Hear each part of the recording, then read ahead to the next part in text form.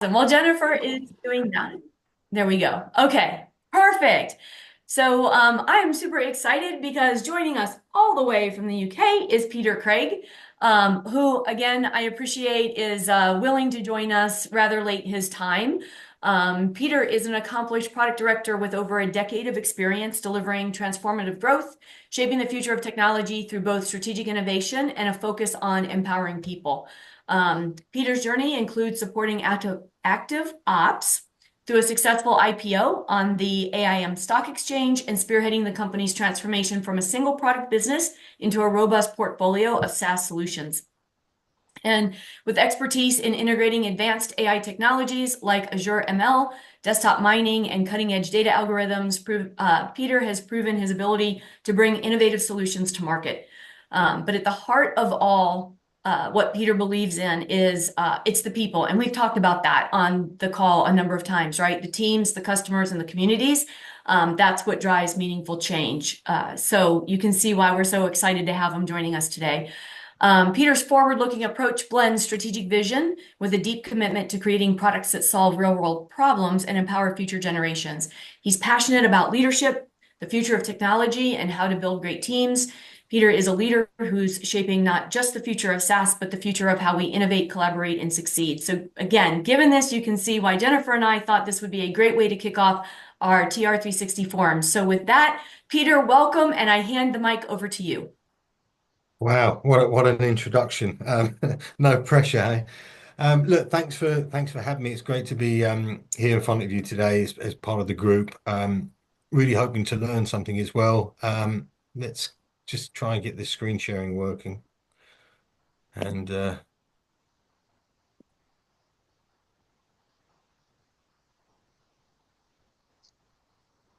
hopefully you can see stuff. If someone can give me a thumbs up, that'd be great. Yes, you're good. Superb. Okay, cool.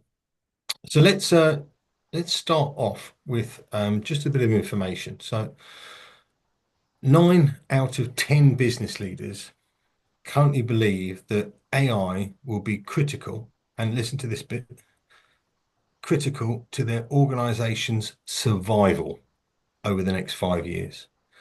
And that was a survey completed by SAP. They polled about 2,500 C-level executives globally. And not only that, they also found that 60% of those will be implementing AI over this next year coming. So I think that response in itself would indicate that, those organizations that are able to embrace AI are far better strategically placed to innovate in business and the market.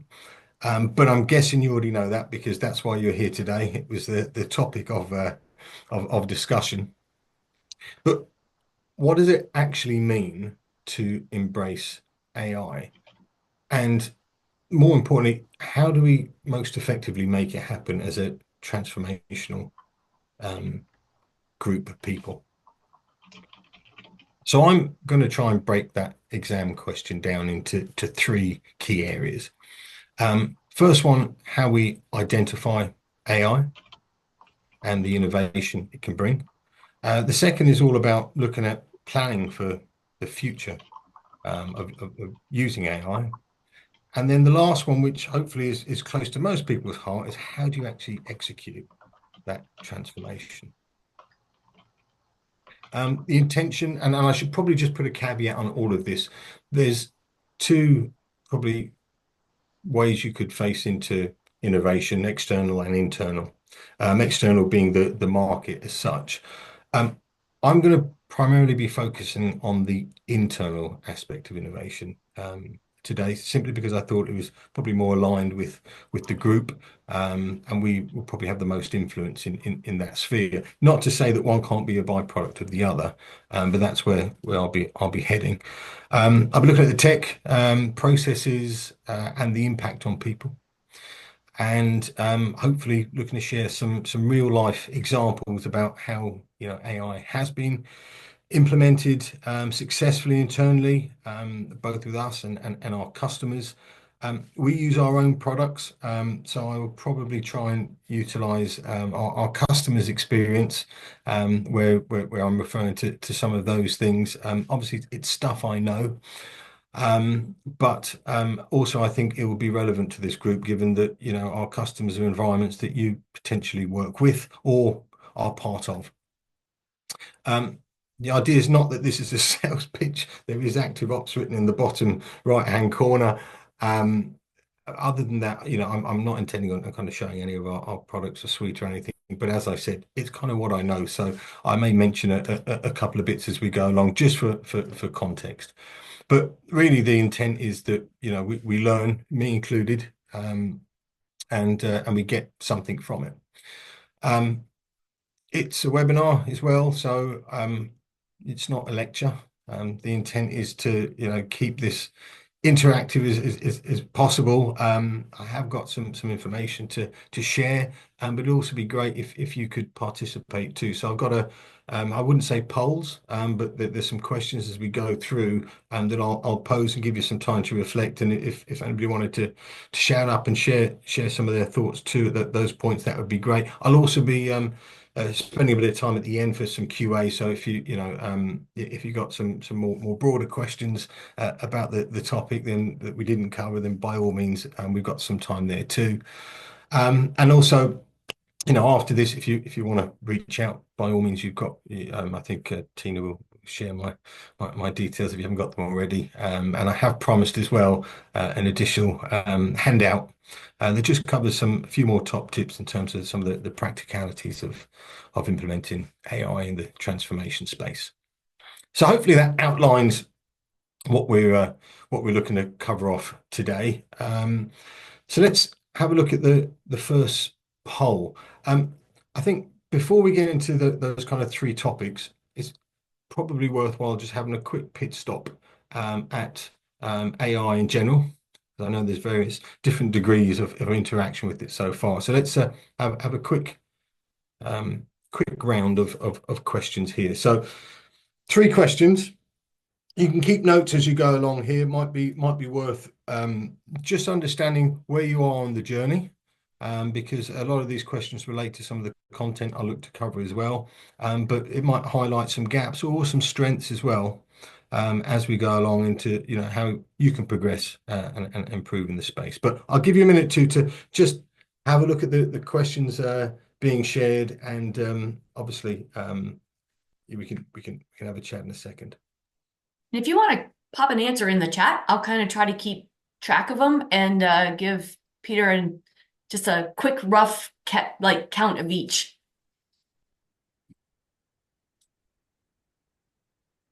If you feel like it.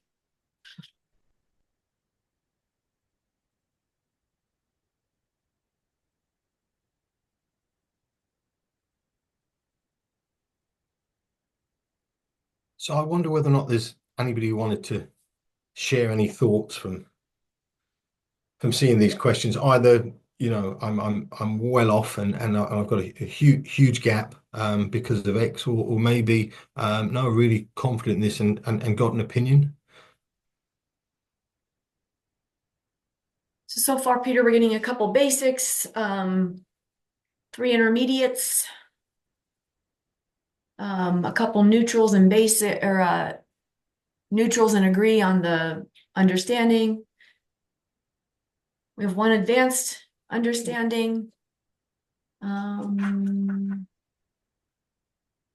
Confident, not confident, very confident. So we're getting a little bit of each one, as you said. Oh, okay. Well, that's great, because that means some people will hopefully be able to take some good stuff away with them, and other people can help me if I get stuck with what I'm presenting. Cool. So, the reason why I pose this question, and to just have the reflection on it, is very much around, if we are going to be leaders in transformation, and especially AI, bringing people along with us, and potentially changing their beliefs in some circumstances, really takes not just evidence, but also authority as well. So having that broad understanding about, the possibilities here, is the first step in that direction.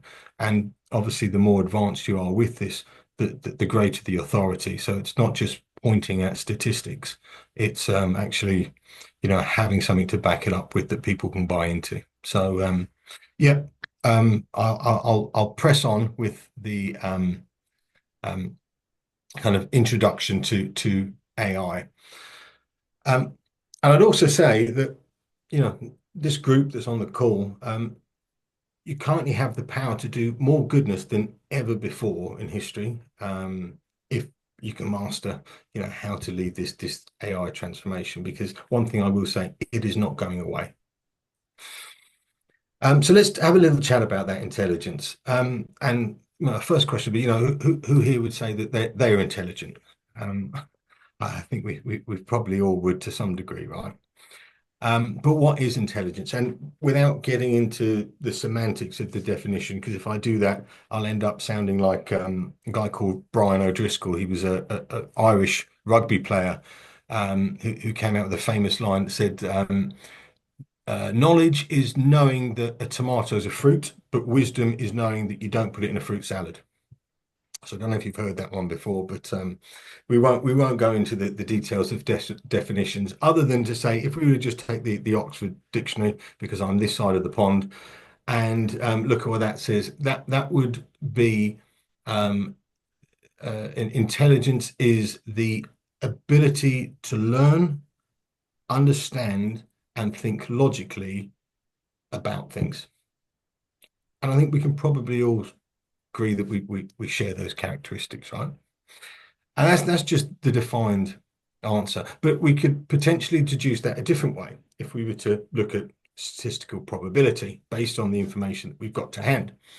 So if we would take Einstein's definition, Einstein said intelligence is the ability to change. So that's, if you like, our criteria. And looking at the data in front of us, the information, given you are all in a transformation role to some point, or agents of change, that would indicate that you have the ability to change yourself, which would indicate, based on our criteria, that you're probably intelligent. Now, the reason why I labor that point is simply because that's an example, if you like, of how the sorts of algorithms that were used to generate the kind of initial AI were effectively established. We took a certain condition and the data available and connected the two, often in a very siloed manner. But we've evolved since then. We've got a new approach now called machine learning. And this is where effectively we provide the AI with less parameters and ask it to figure out the answer itself.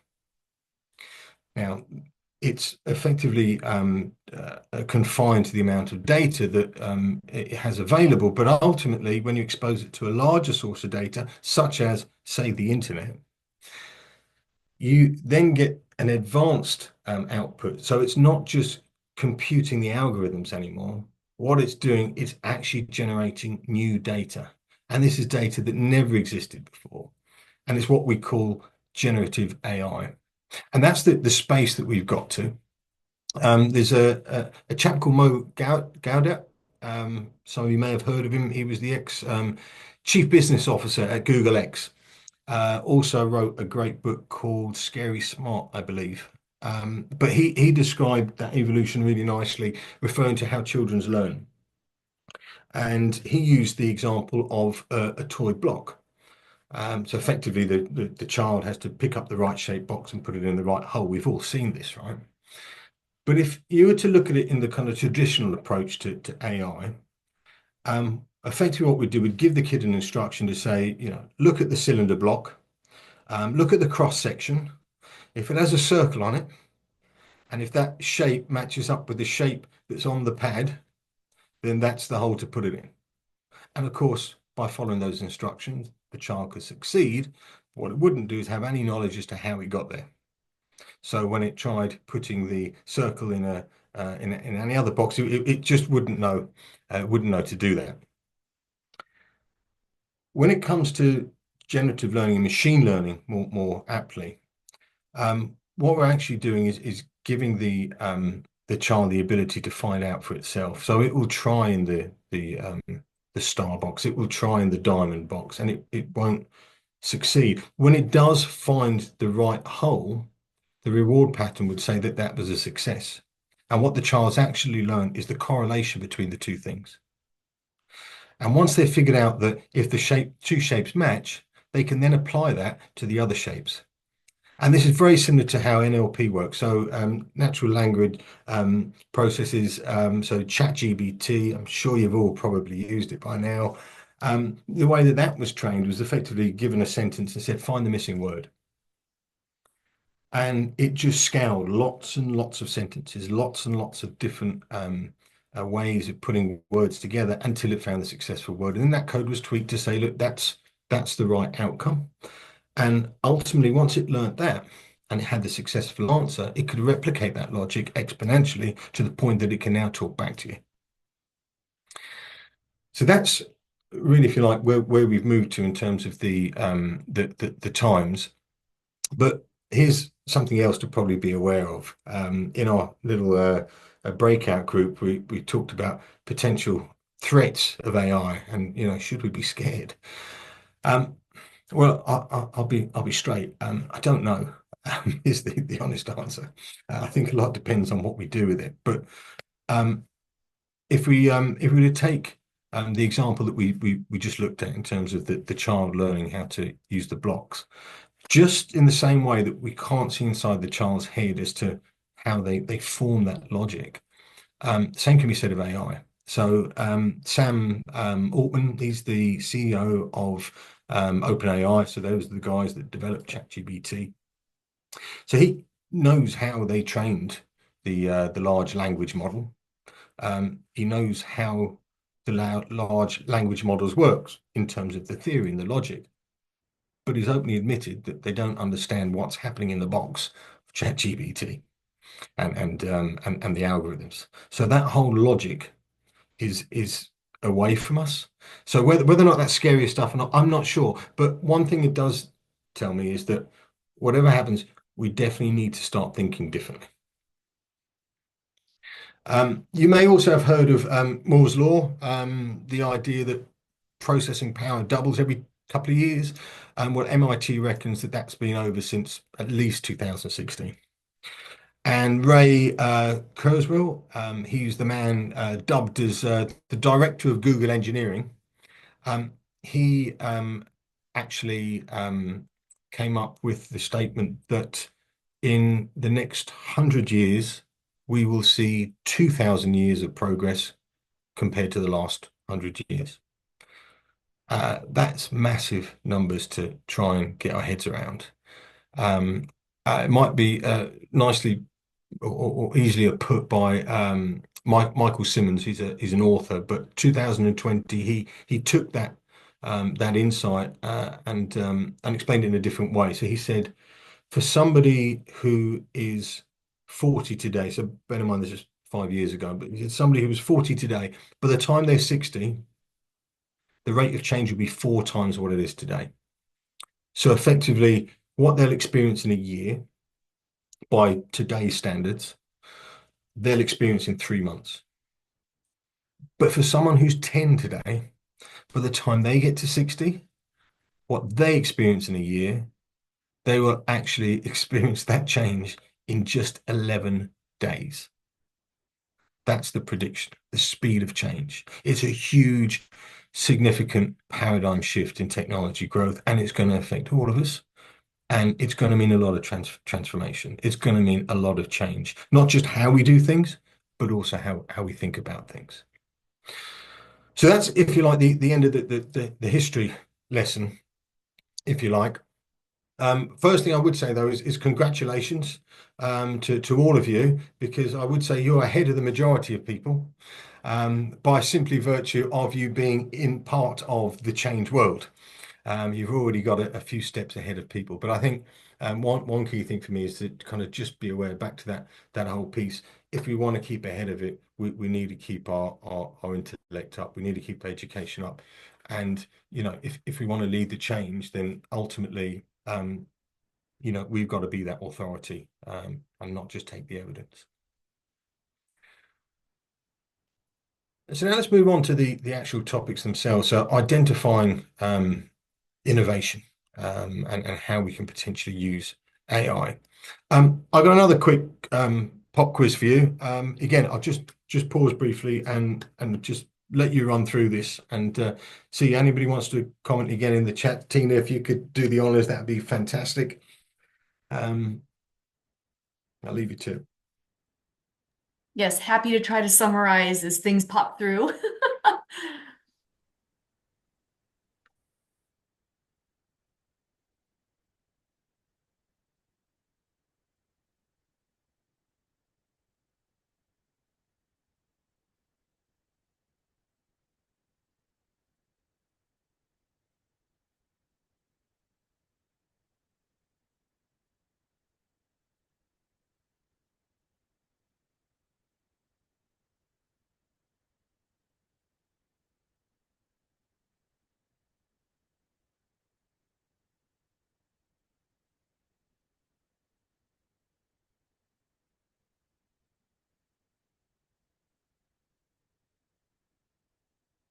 Oh, okay. Hopefully that's provided enough time to reflect on some of the questions posed.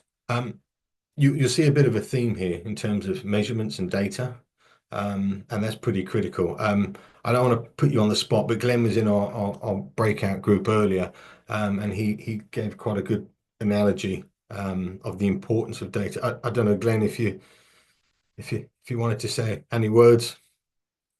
Yeah, yeah. Before I uninvited myself from our conversation, what I was saying is that the problem that I see with AI, it's the age-old problem of garbage in, garbage out, which I learned from working with my technology partners.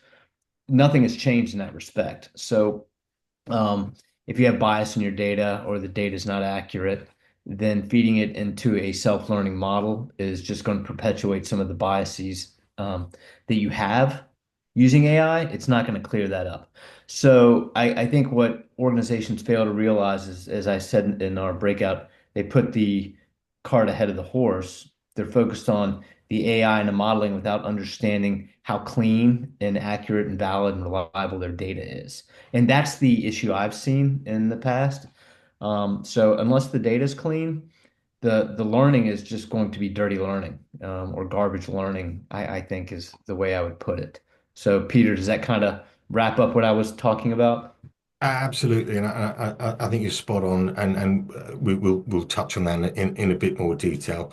Thank you for sharing that, Glenn. It's really neat. I don't know if anybody else had any other comments they wanted to or reflections they wanted to share.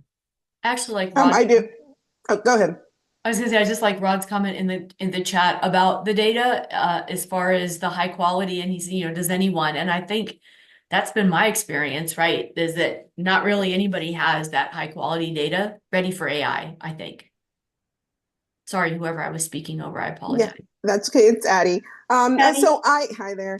So I was just going to add to that. Since, current state RAI is, I would say, supervised.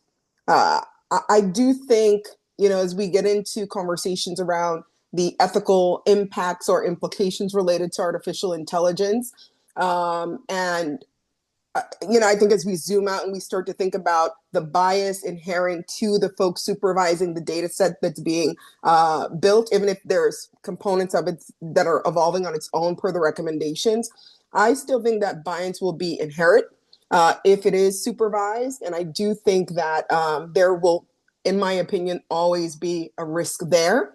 But on the business measure side, I think based on the KPI inputs, we may be able to have better control on the business side to measure business success. I could be wrong, but that's how I'm observing it, or that's how I'm approaching it. No, really useful, and yeah, the ethics piece. I'm not going into a huge amount of detail. Might touch on a little bit later. It was one of the topics that we discussed with Tina potentially about going in, and we could do a really deep dive in just that alone. But I think it's a really good comment, and yeah, who watches the watchers to some extent.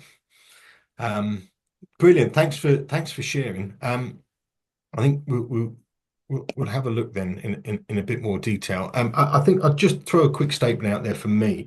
So this is the way I see things. Over the next few years, businesses won't be competing with other businesses anymore. businesses will be competing with businesses that have embraced AI. I think that's the bottom line on that one. Because innovation, AI innovation, it's already around us. I mean, you just look, there's, so many success stories that we can put to, so many failures as well, but just things that, in your day-to-day life. I'll give a few examples. I had the privilege to be taken through a high-level overview of the A9 algorithm. And this is the analytics, the predictive analytics for the e-commerce within Amazon. It's AI powered, and effectively, currently, I believe at last review that I looked at, the engine, it generates around 35% of Amazon's total sales in the e-commerce space. So that paints a picture for itself, and really what it's doing, it's analyzing purchase histories, browsing patterns, user preferences, and then provides a personalized shopping list, and experience so that you buy more. Netflix is another one, right? In terms of providing a recommendation engine, so that you maximize the amount of time you spend on Netflix, albeit, there's always that debate about, do we watch this one or this one? The other areas, if we think of banking, so I was in the room with NatWest when they were discussing deployment of their transaction monitoring program. Now, kind of without knowing the exact details, essentially it effectively employs an AI model that detects fraudulent transactions in real time. And what it does, it just analyzes patterns, and it does it across billions of transactions, and just pulls out and identifies anomalies that humans, would have missed. And this stuff saving, millions of, I'll convert it. It's a UK bank, but I'll convert it to dollars, saving millions of dollars, and obviously protecting customers and their trust in the bank. Probably one last maybe, Coca-Cola. I've spoken with directors that lead, some of their marketing channels, and they've got AI that analyzes, not just the sales data, but all the chatter on social media. And it links the two things together, the periods, times of year, things that have come to light in terms of, trending points and discussions. And it creates products out of those gaps and those incentives from the AI. The thing that the AI just is generated and put in front of them. Cherry Sprite, I don't know if anyone's tried it, but it was definitely over in the US. They brought that out for a summertime period because that's what the AI told them was going to work.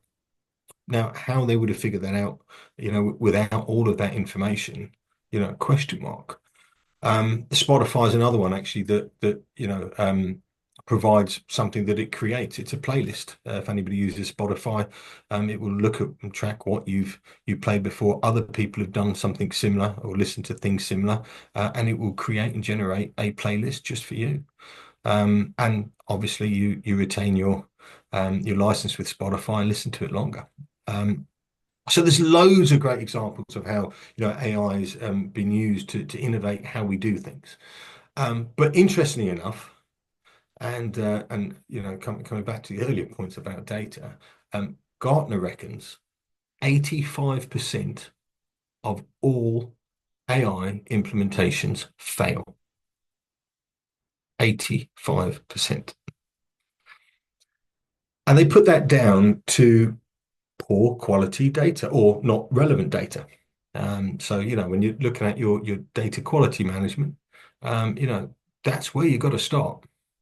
You get that data right, then you don't do these things like overfitting. You don't miss out on data drift or we mentioned it earlier, data biases. You don't create them if you have good data. Now, what's really, really ironic is that we live in a sea of data. In the last 2 years alone, 90% of all data that has ever existed was created in just the last 2 years. Do you think with all that data, surely we must have enough to succeed in not only 15% of the AI implementations. But back to our friends at Gartner, a lot of what they've called out is, although there's tons of data, 80 to 90% of data that's generated or collected by organizations today is unstructured. So back to Glenn's point, garbage in, garbage out, right? It's what's been called the iceberg effect. Effectively, we see that top layer of data that it's useful to us, but there's tons underneath that we're abstractively collecting. If you think of, some of the things that are out there, all the different touch points, all the different audits that are in there, all the different interactions with systems that we have can be a creation point of data. But if it's unstructured, it's meaningless, and we just can't use it. So, I mean, it really is, from a personal experience, crazy sometimes if you look at how much data customers already have that just goes untapped. And I know we've absolutely done that ourselves with a digital adoption platform that we use. We were looking at the stats on how many people used the feature, so we could see whether or not it's successful or not. But what we actually found was people going to that page was really great, because we created it and it got loads of hits. But the main reason they were going to the page is the previous page wasn't giving them what they wanted, so they were a bit lost, and they went to the page, came back out, and eventually found what they were looking for. So actually, if we had followed the audit trail of joining the dots of where people are actually going in the tool, rather than just counting how many people hit the page, we'd get a far truer picture of actually what was happening. And what we should have been doing is not patting ourselves on the back for how great a feature we created, but fixing the one that didn't work as well, which is why people were hitting that page in the first place. So, thinking about all of that data that's out there is really, really important. But we've got legacy systems, and we've got so many different types of systems, and we see this all the time with our customers.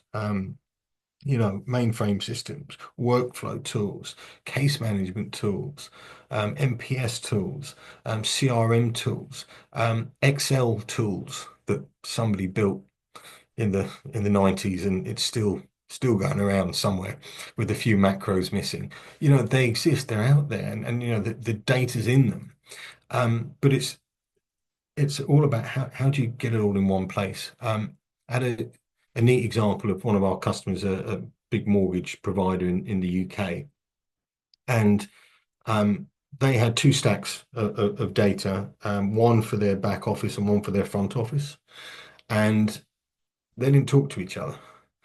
We couldn't see what was going on because of all the multitude of systems. It was like spaghetti junction, trying to get them to talk to each other, because when you wire one thing to another, you've then got to connect the other end to another thing, and they don't always match up.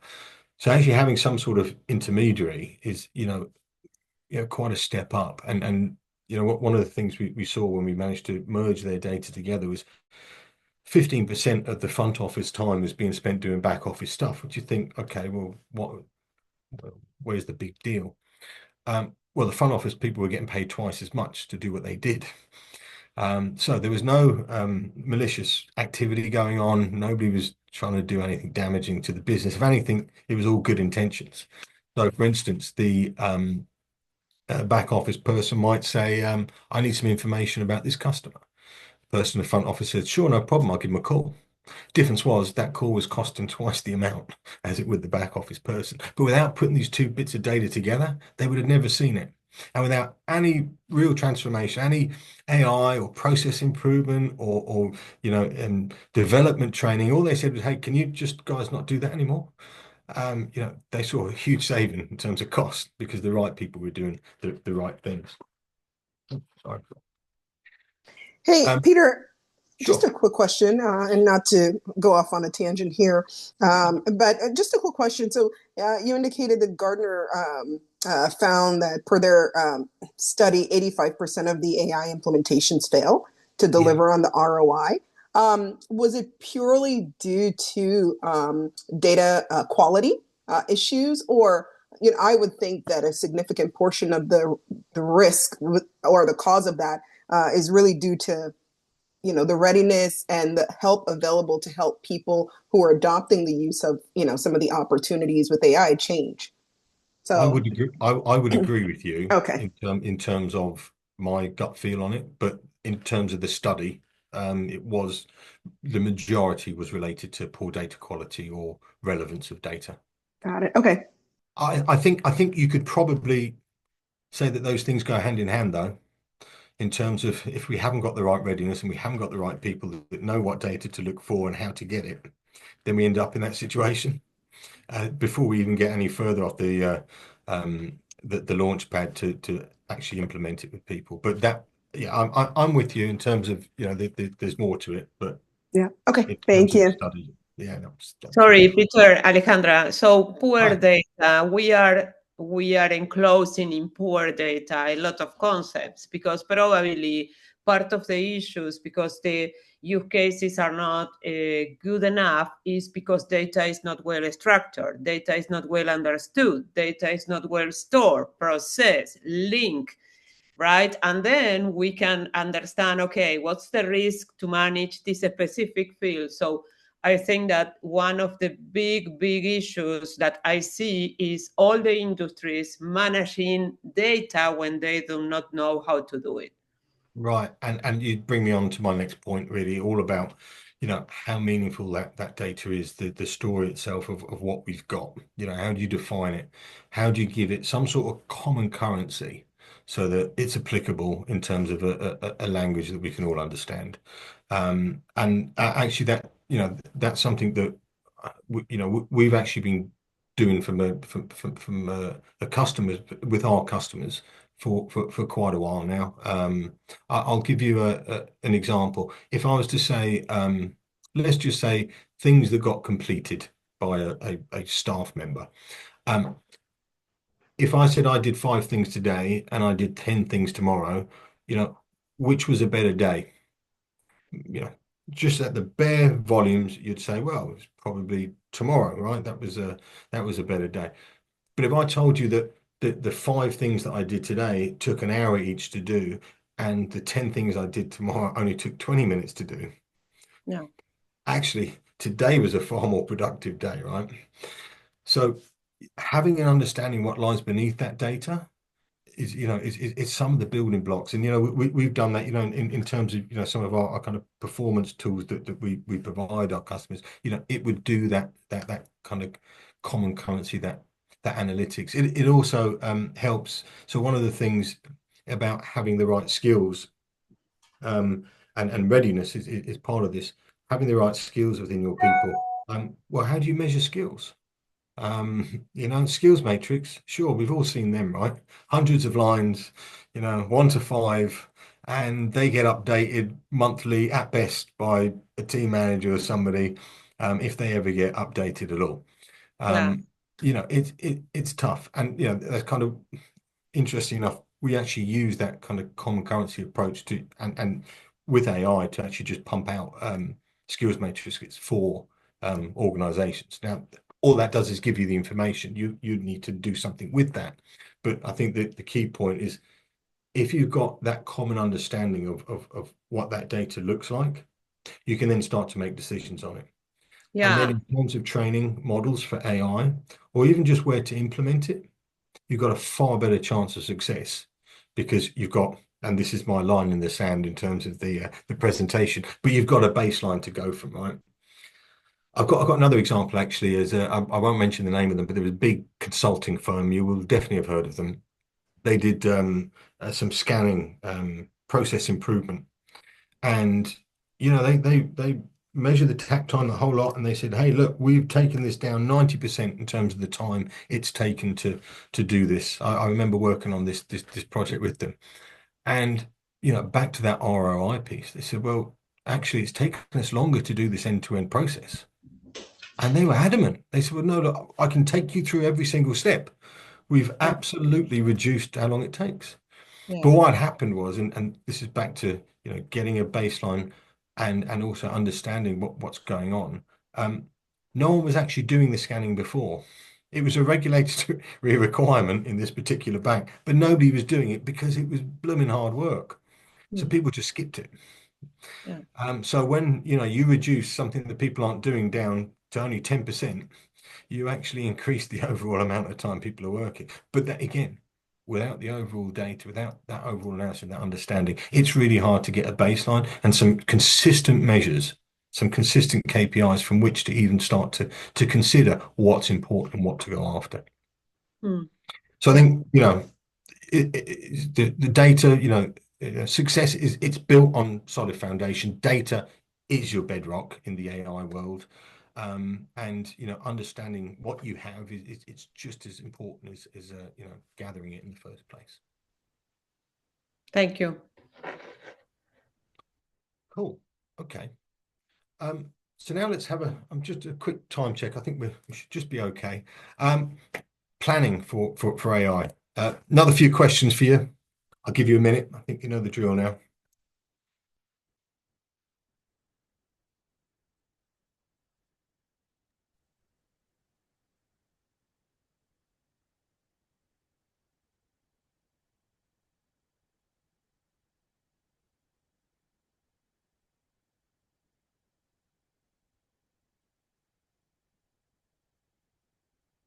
Not seeing anything in the chat yet, Peter, so you might just have to pull them.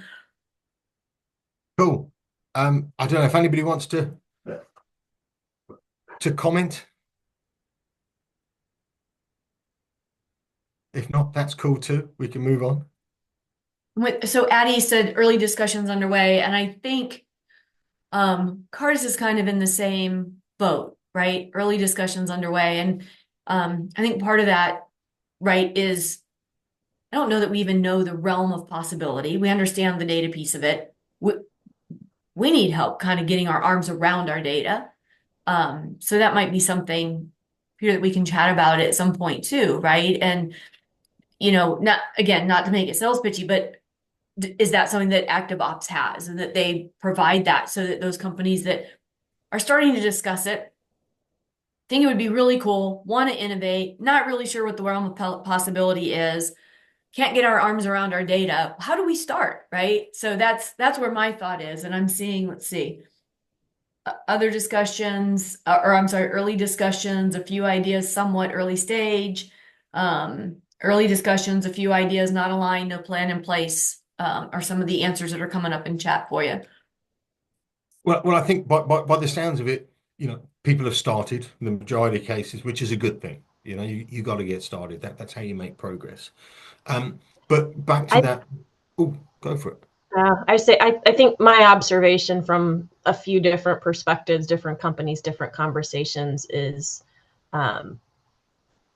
everybody is trying. And so it's a whole bunch of people running around, not knowing what they're doing, but trying really hard to do it.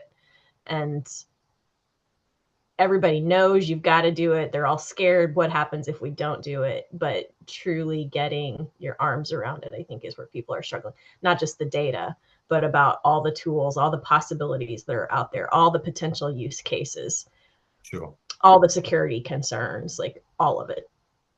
I think that's really, really fair. And, I probably, move forward on and say, to do AI well, you first got to understand its purpose, what value it brings the business, your people, and your customers. And to your point about running around, let's just do AI. I genuinely have been in a boardroom and heard somebody say that. Let's just do AI because that's the silver bullet. So, and look, I don't want to get into the kind of Simon Sinek realm here, but you got to start with the why. Why are you doing it? And obviously there's some simple answers. Better service, better quality, reduce the cost. Sure, but so what? What does that mean? How do you take some direction? And I got a few examples from our world in terms of what we've previously done.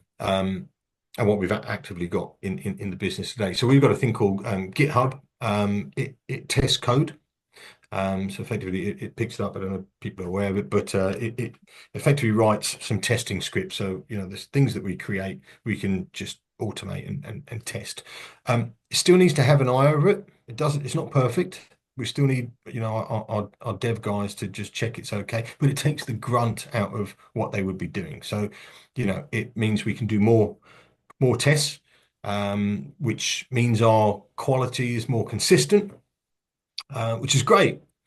But actually, if we look at what we're trying to achieve here, we just want better code, or put it a different way, we want less bugs. And what that actually means is a better product. That's the thing we're trying to achieve.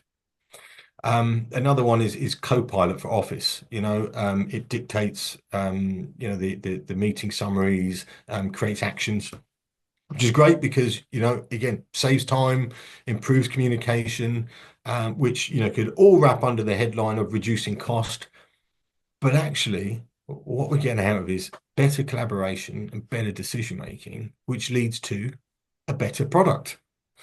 And, just probably one more to throw in the mix, a chatbot that we've got within our help desk site. I don't need to tell you what a chatbot is. I'm sure you've all had many conversations with them by now.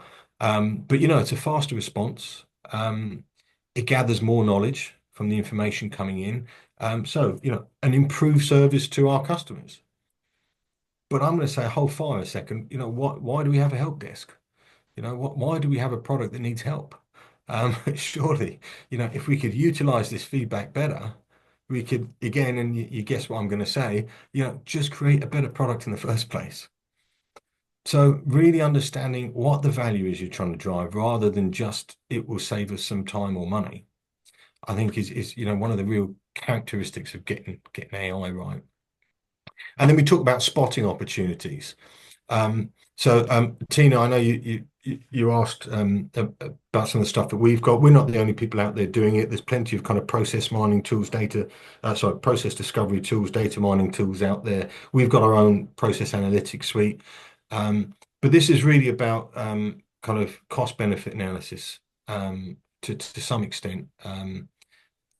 Being able to provide an end-to-end journey means you can understand the bottlenecks, pinch points, the variance to what you think should be the norm. You can also see what your norm is. So when you make decisions on where we're going to get this value, back to the purpose piece, if you have a clear end-to-end view of your process, of the type of volumes that are going through, the effort involved, and the duration involved, then what you get is a very quick picture of where you'll get that return. So if we want to improve our customer experience and our NPS scores because that's critical to us getting renewals. Maybe, I'm thinking healthcare now. Okay, well, that's a critical bit. Every time something moves out of that process in this direction, although it's small in volume, every time it happens, your reputational damage is huge. That's the thing you need to go after, because the return is better reputation means more customers. If it's we just want to be more efficient, well, take that big bulky thing that's quite transactional, quite repeatable, and automate it. And if you've got some low-level kind of desktop data, something that sits on the desktop to give you the sequence, well, that's going to help you actually write some of that RPA or AI that you put in. But it might well be that actually it's the resource cost in when something comes back from a customer that's really impacting us. So let's just fix that process. Or maybe just one last one. It might be that every time we veer off in that direction, we get hit with a stonking big fine from the regulator. So let's not let that happen again. So let's look at the steps so we can work all the way back to the point of root cause analysis that takes us in that direction. So having that end-to-end picture is it's just so valuable. We take a top-down approach our end. Some take a bottom-up in terms of the data mining tools that are out there. I'm going to be honest, no one's an exact science with this. We're still learning. We employ our AI, others do, but there still needs to be a human loop with this, but I would say don't try and be perfect. Just try and get a picture that you haven't got today that's meaningful, that you can take some actions and decisions on. And then you need to create a plan. So back to the whole strategic direction, you need a plan. So, getting ready for this. Do we have the right resources? Do we have the right skill sets? Do we have the time, inclination to do these things? And then, in terms of scenario planning, this is something we work with our customers with in terms of being able to say, well, what if something happened? Theories are constraints here. If this works well, what's the impact? We're now able to service 10 times more customers in a week. Sure, but all of those things that we service then get moved on to a different area of the business. Can we handle that? In terms of plans, we know there's two types of plans. We've learned this from experience. There's a lucky one and a wrong one. So, having a measurement system in place that, some sort of way of understanding how you're progressing against that plan, that's critical too. I mean, that's something that's our kind of bread and butter. That's where our business came from originally. But, whichever way you do this, being able to see how you are tracking is just so critical. And if you can, back to that end-to-end process, if you're able to get a view of that as you travel along, you've got this whole idea of systems thinking. Because I'll give you an example. There was a customer of ours, they implemented some RPA, some robotics for, I think it was only about 10 people's worth of work. Anyway, they tracked it, they got it through, it worked, did the job. And when we had a look at the whole picture, two things happened. One, there was still 10 people in the business, and that's okay, except what were they doing? Because they weren't doing it before. So, let's understand, how we best, cash that check. And the other thing was in another area, there was an increase in demand simply because of the exceptions that were coming out of this new robotics that had been put in place. So having that systems thinking, the whole, today's solutions are tomorrow's problems mindset, will really help you in terms of planning out. Remember as well, AI is the enabler, not the goal. If we want to do something meaningful in AI, we got to be clear on the real value that we're planning to deliver, the impact of the change, and also how to evidence it as well. And then onto the fun bit, executing. So a few more questions for you. I'll shut up for a minute.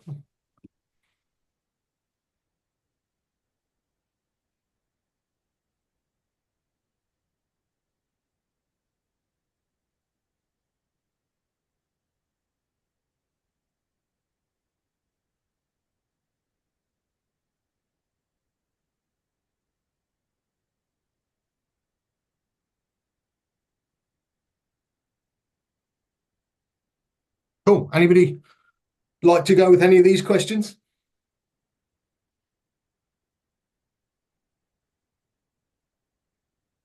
Seeing a couple confidence, not confident. I'll just throw out there that I feel confident because I think at its core, because an iteration of AI has been around since like the 70s or something, right? It's just now it's in a mode that I think is more digestible and consumable for individuals in business. So I would say I would still focus on leading people through the change because that's where I think a lot of the challenges really sit. It's how do you help shift mindsets to learn how to leverage the tools to be able to execute the process and to get the return on investment. So I would treat it the same way I would treat a transformational program and focus on, okay, how do I establish what the business case is, right? Establish the strategy and then focus on how do I get the people thinking and behaving in the right ways to achieve the outcome. I would echo that, Addie. For the most part, it's a transformational change is a transformational change. Now AI is bringing that transformational change, with the exception that the reason I've kind of put myself not at the, very confident, fully prepared level is I think there may be some pitfalls and risks with AI that are new. And so it's kind of that anticipating the things that we don't know, which is a big part of change, you know, overcoming that resistance, identifying the known unknowns. I just feel like maybe there's more nebulous gotchas out there that we haven't experienced the same way with that we might have with other types of technology or Yeah. transformational change. And I'll just say I agree with that, because for me, the ethical framework is what I'm most concerned about. What I was going to say Because too, Addie, the Yeah, the compliance and bias, ethics. the implicit or unintended bias, like I have no idea what to do about that or even how to know if it's there. I thought I I saw think somebody put a hand did up. Kerry have a hand up? Carrie, are you still there?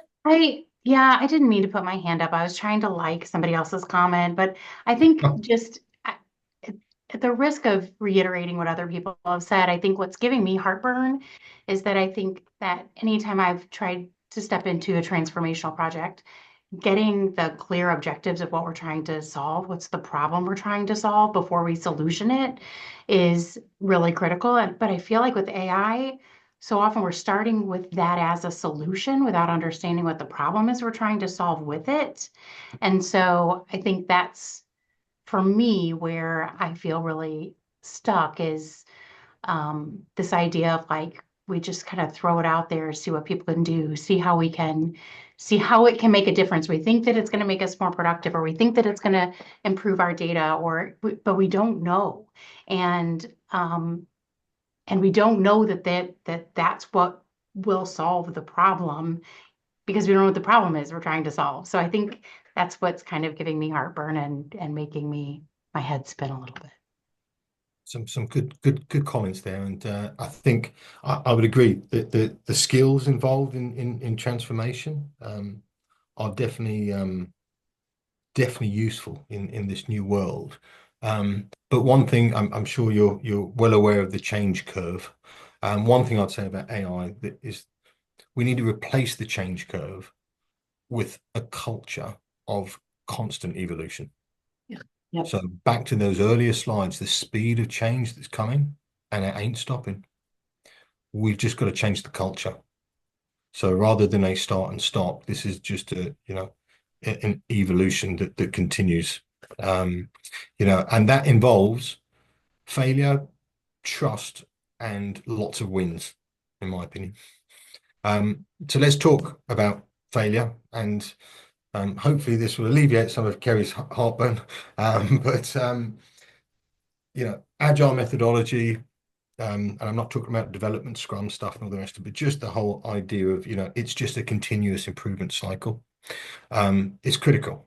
That's how we need to approach this stuff. We've got to fail fast, and we've got to keep going. Tom Watson was the IBM CEO forever. He had a great line about, I think, as an employee lost about $600,000. I think it was around that anyway. And somebody said, "Oh, you got to get rid of them." And he said, "No, I just spent $600,000 training that person. We're gonna learn from that." And that's a really quick kind of point out. Share your failings. It's okay if we've got that mentality and that culture where we will just give this a go. And we will fail quick, we will learn from it, and that will make us richer going forward. And that will give us that speed of change to keep up with the AI and ahead of our competitors. We've got to face the challenges as well. So we've all heard of change fatigue. I would say that that's generally described where there's too much change going on. But I actually think it's probably more driven by the impact of change more than the amount of change. And a lot of that is a byproduct of us just doing big projects all the time. They do this next big thing. In actual fact, if we focus on small improvements, and this is going back to that continuous improvement, it dramatically alters perception. You think of the British cycling team, Dave Brailsford. He always talks about marginal gains. That how do we just be 1% better? Because that cumulative factor over time, just takes us into a whole different world. It's the Kaizen approach. You guys know this stuff. This is your bread and butter. And that's why I think you're already 2 steps ahead of most people, because you accept this is good. It's how do we bring the other people with us, and bake this into this is just what we do. Counting the wins, Brailsford also said about, if we share the results and we take that 1% and we call it out, we can really get places in terms of, bringing people with us. I think that's really important too, and do it with empathy. There's going to be ups and downs. I think our good friend Pareto will still be about, in terms of, 80% of our time will be spent on these failures, these AI projects that don't work. But as long as we gather that learning and we improve, when we hit that 20%, I think there'll be a difference here. I think we'll actually return multiples in terms of reward. And again, going back to the earlier conversation that we had. So it's critical that we share these successes, but also we've got to manage upwards and downwards depending on where we are in the organization, who our sponsors are. One of the things that we've done is kind of an aggregation of kind of plans that are in there that you can surface up to a kind of exec level. That's really useful in terms of, how you do it. There are means and ways, but just making sure that those expectations are managed are really important. Talking about expectation management, Rory Sutherland, really like his writing. Alchemy, I think, is his book. He talks about the difference in studies that are done on people being delayed on a flight. Being told you're delayed, you are 3 times more irritated than if you're told that you've got a 15-minute delay or a 20-minute delay or a 2-hour delay. Just knowing, having that transparency alleviates that frustration. Uber's a perfect example. People wait 30 minutes for a taxi because they can see it on their phone, this little image moving towards them on a map. If you rang up a taxi office and they said 15, 20 minutes, all that uncertainty, would you wait? In the majority of cases, people wouldn't. We know that because they use Uber. So that consistent transparency, being able to share that, being able to interact with people, bring people with you. We've got a digital buzzboard in our product, but you can have buzzboards, you can create them, and give yourselves the opportunity to kind of reward innovation, because that's what builds that momentum in terms of the culture. And then just finally, a couple notable mentions. We talked about watching the watches, machines checking themselves as well. Really neat story about some automation that was done in one of the big BPO vendors, where they did quality assurance. They did it twice. They got the bots to do it twice. And all they did was compare if there was a difference between the two bots, rather than checking the check-in. They got them to actually do the whole work twice, which was a very innovative way of doing things. We talked about ethics. I think, one good thing that will come out of this, I think, will allow us to practice inclusivity in terms of leadership a bit more, because we will just have an objective truth. But we've got to avoid bias. It's massive. Our data scientists came up with an attrition prediction. So effectively, 6 months of your data, we could predict with the accuracy of 70% whether or not you were going to leave in the next 3 months. You might not even know that yourself. You might be just a bit frustrated. Next month, you might think, maybe I'll look for something else, and then maybe leave in the 3rd month. But at this point in time, you might not know. We canned it. We got an ethics board that we use independent to us, linked with Henley Business School. We had some good discussion around this one, and we didn't release it to the market simply because if we provide that information to a leader, they got one or two things that they can do. They can either say, "Oh yeah, let's keep you and let's try and find some ways to make you stay," or they'll pull the trigger real early. So we just couldn't be responsible for that. And this goes back to my earlier point of, it's the decisions we make about this. This is really, really exciting, and we just got to do the right things by it. I think I'm just looking at the time. I'm almost there. I think just to summarize, AI in itself, it's exciting. It's in itself a journey of constant iteration. That's what it does. So we got to embrace that approach too. We got to ensure that we're doing that and bringing the people along with us. We've got, the advancements in technology, the speed of change, but let's not forget the people. Back to my earlier reference to Mo Gadat, he said that actually the only skill that will remain in the age of AI is the human connection. And I think if anything, that's something to take heart of, which means we've still got a job to do. So I don't know if we've got a minute or two for questions, but hopefully you found that useful. Thank you so much again for allowing me the time to share with you. And yeah, please feel free to reach out after this if you wish to. Yeah, thank you, Peter. And I know that we're coming up on 6 o'clock, and I know I've got a couple folks that are sitting over there in your time. So anybody that needs to drop, that's ready to go have dinner with their family or whatever, please feel free. If you want to stay on for a minute or two, and ask Peter a question, I think we can do that. I just want to be mindful that it's 11 o'clock his time. So, and I know at some point, Peter, either here or maybe through the chat or whatever, we can catch up afterwards. I am very interested in learning a little bit more about active ops and the products and how y'all are, like, what you provide. I think it's fair to give everyone a quick snippet into active ops and what y'all do. Cool. Yeah, I mean, ultimately, we are decision intelligence with using AI, and some of the things that I mentioned earlier, the ability to kind of integrate all of those different data sources into a single platform, give it some meaning, and then provide you with the insight of your end-to-end processes, to really understand where you can take the AI journey. And then there's the planning bit. As I said, that's where we started our journey on planning. So the short-term planning for teams, individuals, with real-time analysis of how you're progressing against that, all the way up to kind of executive level, to see whether or not you can really cash the check and deliver the benefits. That again with relation to people, so individual performance, not a subjective conversation anymore. We've got data that you own as an individual, and it's the same data that your leader would have. You can have some substantial conversations. It's about how do we improve, not just was it a good or bad day. And then, back to the skills piece, being able to identify, holistically across the board, press of a button, the AI engine figures out what the skills are for all of the people. Gone are the days of that skills matrix. You can actually see, where the gaps are, what's best for your business, especially as you transition into this AI world, and where you can find other opportunities for people too. I love it. Any other questions? I could ask you like 5 follow-on questions to that, to be honest with you. Me too. I'm geeking out. I'm geeking out on this too. But just one question, and I'll make it very brief. So we've had data science as a discipline, maybe the last 3 to 5 years, and there's been heavy investment in that space functionally.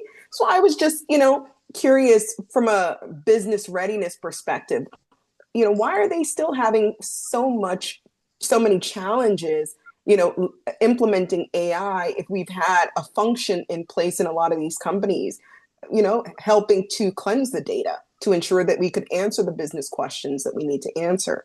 I don't know if there's an easy answer for that, but I'm surprised to hear the failure rate is so high. Yeah, I think primarily it's hard to know your business and what they do, but that would be part of the crux of it. Are they involved in that data sanitation? If they are, can they access the data? Is that within their remit? For me, I mean, generally speaking, the kind of data science is really more about how we evolve that data into an outcome. So what are the actual algorithms that we would train the machine? How we go about, what approach would we take to train the machine, to actually deliver the outcome that we're looking for? And then the whole testing iteration. And then you got to look at scaling, you got to look at security and all those sorts of things. But primarily for me, that's kind of the realm of the data scientist. I'm not really too sure what their remit is in your world. I think generally, kind of more across the board though, if you look at the percentage of investment, and not cost per se, but actual human capital that's gone into data science across businesses versus, process improvement or offshoring or other levers that businesses pull, I would suspect it's a very small. I don't have the numbers, but I would suspect it's a very small amount in comparison to all of the other things that the money's being spent on. Yeah, and I would like to add that from my perspective, and again, I have been working for Equifax 19 years, so I understand how data and analytics work. But the thing here is not only the technology, the tools, it's the mindset And I think that what is more hard to change is the mindset for AI and how this can be in a framework leveraging everything in a company. So I think that what we are fighting is the pressure of CEOs to have that products in AI because they have the perception that this, if you are first, you will win and cost will be lower, versus people thinking out of the box or caring too much about the governance, the security, which is okay. So from my perspective, that mindset is in human time, not in technology time. Yeah, I think you're right. And from a marketing perspective, I mean, realistically, if you've got anything to do with technology, if you don't have the AI badge, I think you're probably already too late.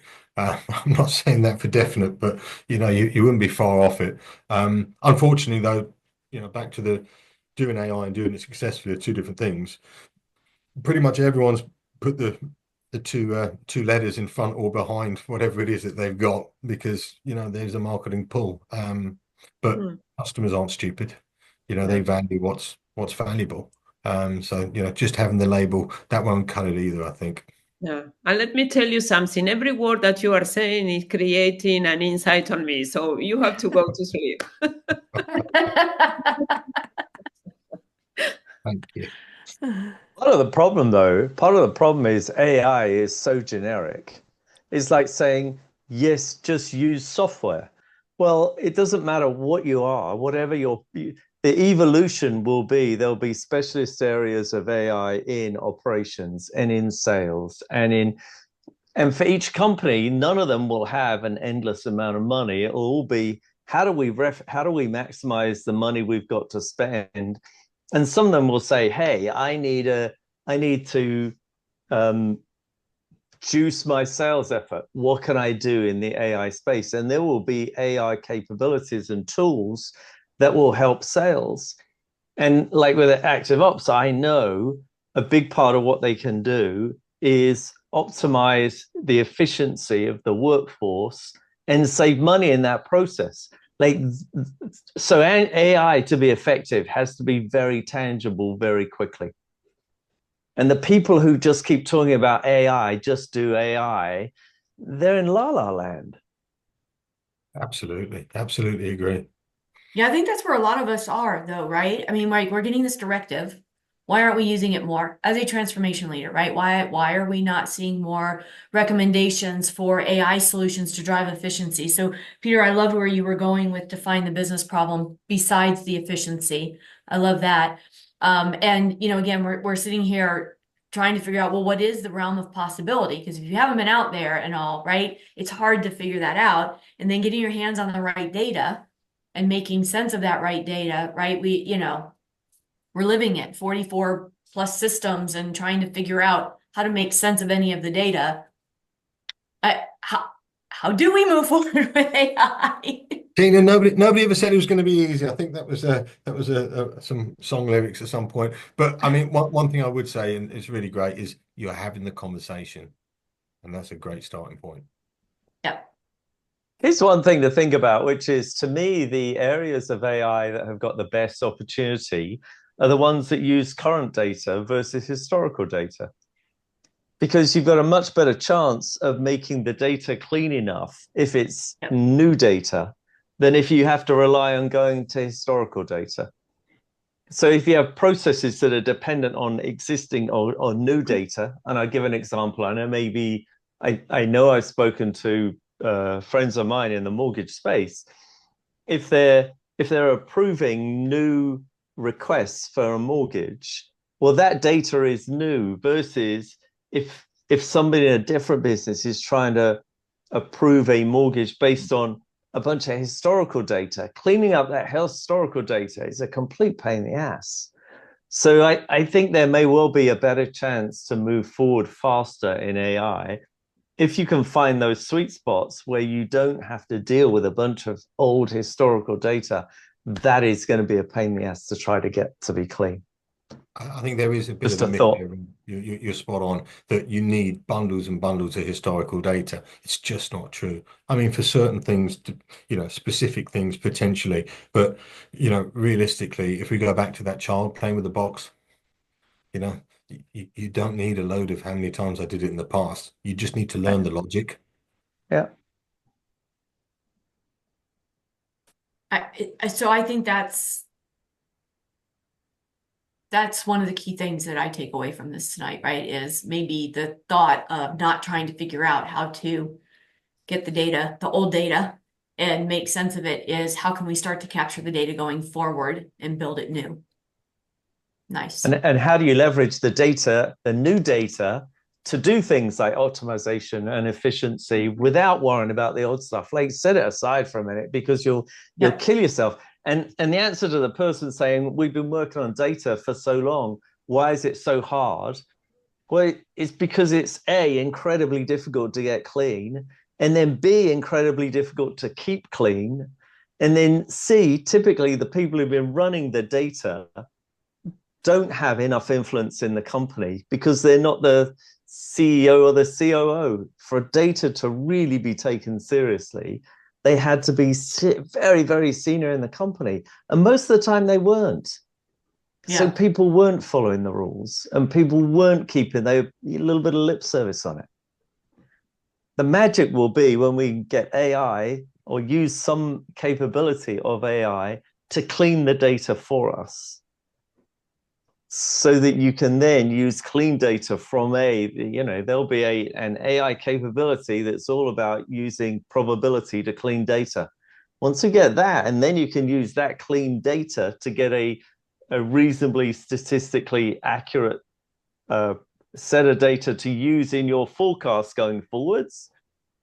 That's when things get exciting. I love it. I love it. Any other quick questions? It's been great, Peter. Thank you so much. I definitely want to connect. I want to learn a little bit more about active ops. I'll do it more in your time zone. You don't have to do it late in the afternoon. We can do early in the morning one day. So really appreciate the time. And thank you all for joining. For those that were able to hang out for a few extra minutes, really appreciate everybody joining today. And hopefully we'll see some faces again in February. Very Absolutely. cool. Thanks, Tina. Yeah, Thanks, thank Jen. you, Really Peter. cool. Thanks, everyone.